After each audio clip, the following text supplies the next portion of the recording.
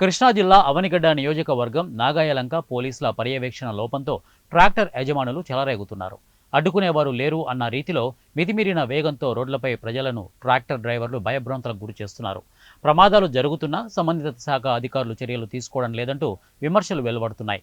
ఇక విచ్చలవిడిగా తిరుగుతున్న ట్రాక్టర్ నుండి రోడ్లపై పడిన మట్టి గడ్డల్లో ద్విచక్ర వాహనదారులు ప్రమాదాలకు గురైన సందర్భాలు అనేకం ఉన్నాయి.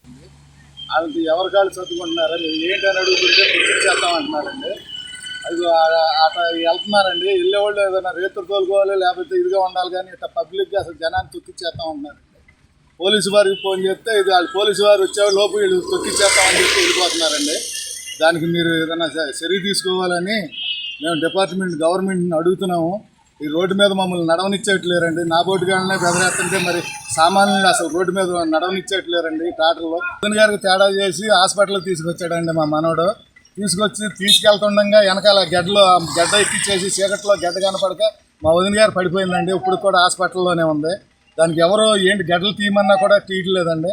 అదేమంటే 4-5 తీసుకొచ్చి నువ్వు ఎట తీస్తావో ఏంటో చూస్తావో అని చెప్పి వెళ్ళిపోతున్నారండి రూపాయలు చేసి.